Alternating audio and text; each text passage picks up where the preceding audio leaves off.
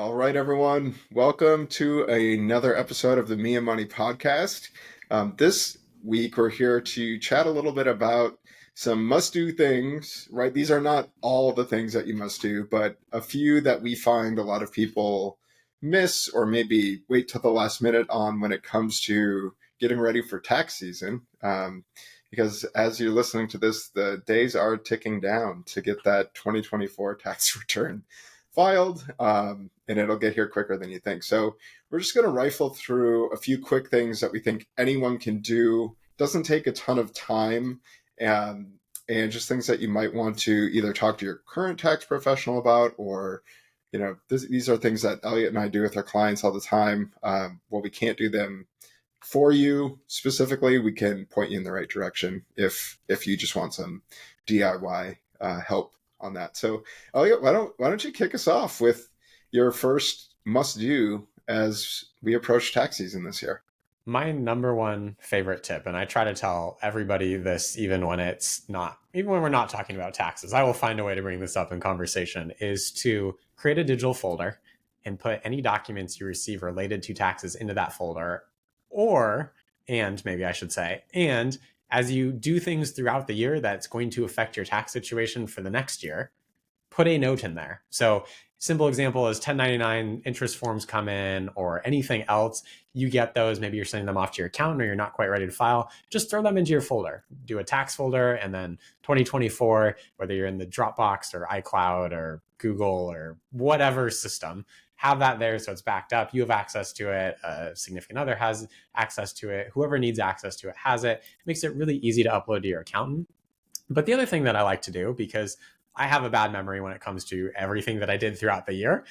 Think about like January this year, you're in January 2025, and you're going to file taxes in April of 2026 for the 2025 year. Are you going to remember something that happened in January? Honestly, maybe not. But if you're like me, probably not.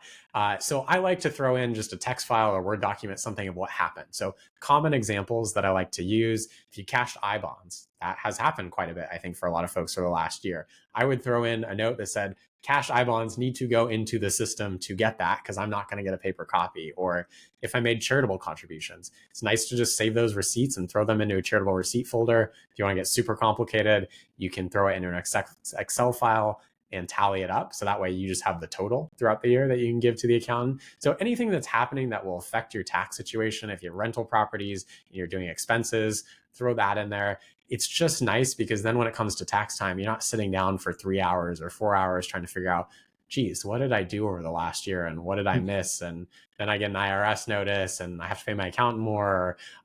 Just a lot of things can go wrong. So this is a really good preventative measure to get in the system of, hey, did something happen? I throw it in the folder. Yep. Love it. And another one too, for those of you who may be making use of an HSA, keep those medical receipts. You know what, Elliott, next episode is going to be all about HSAs and like why they're awesome. Love it. And some cool things you can do with that. Yeah, I love all those. And, if you're maybe switching banks or you've switched banks, like that's a really easy thing to miss too, where you just go get the last place that you logged into on a regular basis and you forget about the other bank, and just keeping track of those things that you may have moved on from.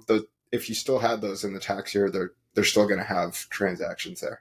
So the second one would be, I just think this is a really good thing to do. Everyone's going to get their W-2, at least most people who are listening to this who have just a normal employee-employer relationship. They're not self-employed. Make sure you're on the lookout for that W-2. And one thing you can do while you wait for that to come in the mail, because those usually come in the mail towards the end of January, is go find your last pay stub from last year. So the reason why you're going to want that and want the last one specifically is so that you can cross-check those numbers on how much you actually had in income. You're going to see all sorts of boxes on your W-2, maybe employer contributions to a plan, 401k, all that fun stuff, health insurance premiums. All that stuff is going to be on that W-2, and you're going to want to make sure that those numbers match so that you're not either paying too much or paying too little when you submit that tax return, and you don't get a nasty notice from the IRS, because you better believe that those numbers do get remitted, and they will be able to flag that pretty quickly if there's a mix up. And then just to kind of like dovetail off of that, kind of a bonus tip here: when you do file your return, I know a lot of people like to self file.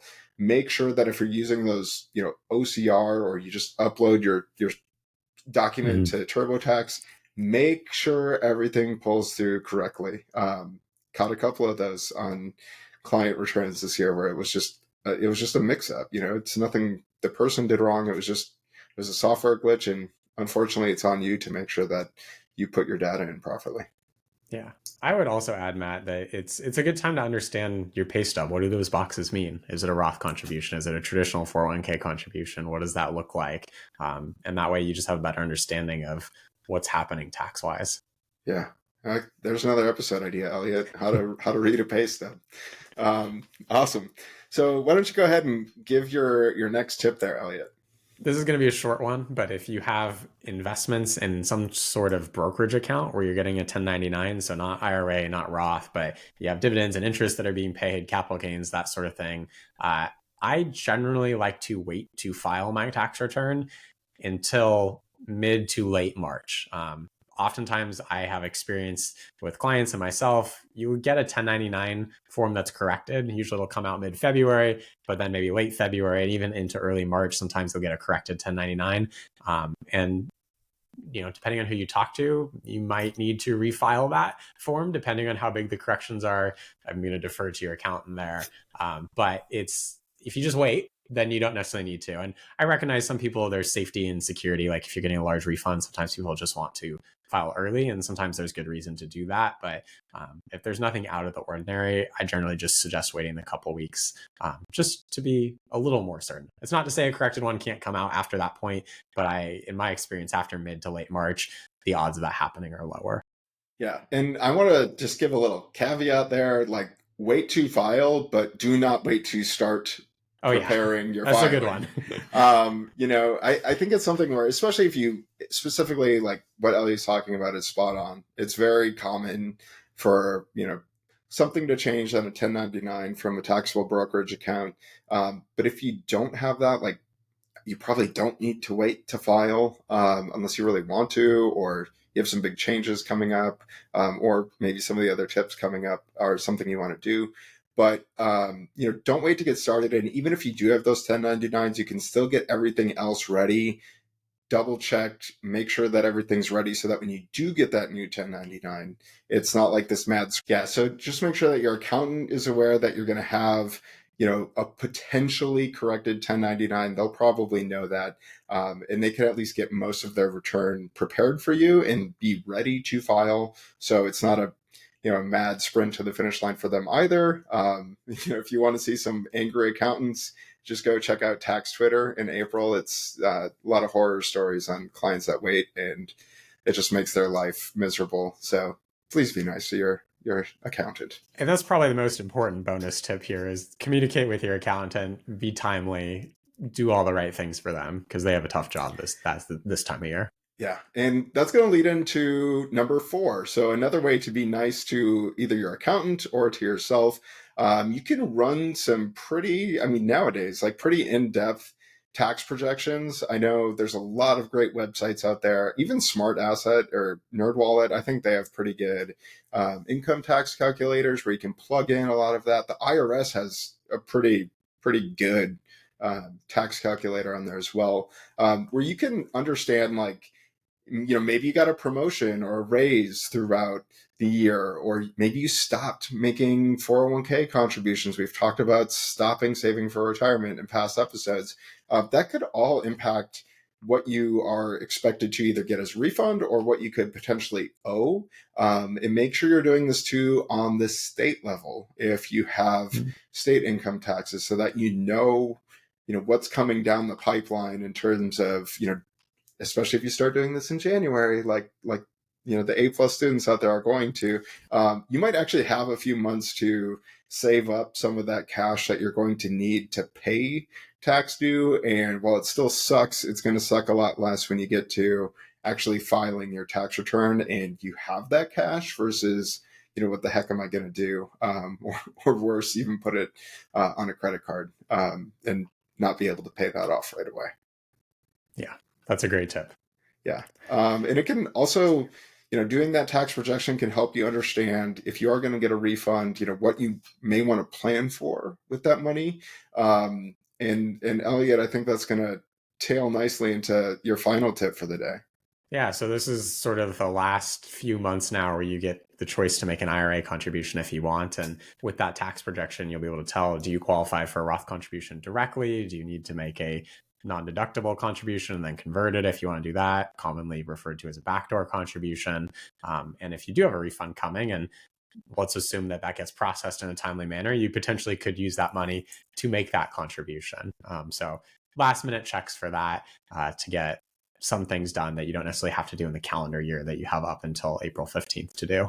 Yep. And we just too want to make the caveat that's for IRA only. You can't do that with your 401k or any of those pieces. So just make sure you talk to your accountant about that. They'll be able to help you understand if you're eligible to make a contribution, maybe even just a partial contribution, but those can be really awesome opportunities to, like Elliot said, like pre-spend some of that return money that you might be getting to help boost your retirement savings too. Yeah. Or if you already made a contribution and maybe you made too much money and you didn't qualify, now's the time to remove that.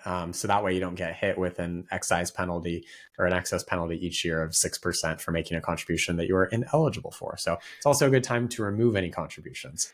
Yeah. And it also can be a really good opportunity to, maybe if you've already maxed out all your retirement accounts, maybe it's just time to start planning a vacation. That's a valid option too, right, Elliot? I like that. Let's go on vacation. Yeah. Awesome. Well, we hope you all found these 5 things helpful. Again, we know they're not rocket science, but we think they're just really simple things that a lot of people overlook, or maybe just, it's okay. We're all lazy sometimes. Like maybe we're just too lazy to do it, but we promise that if you do these things in advance of the deadline for the tax filing, that you're probably going to have a lot less stressful of an April. I can make that promise for sure. Yeah. All right, Elliot, it was good to see you, and I'll see you next time. Enjoy.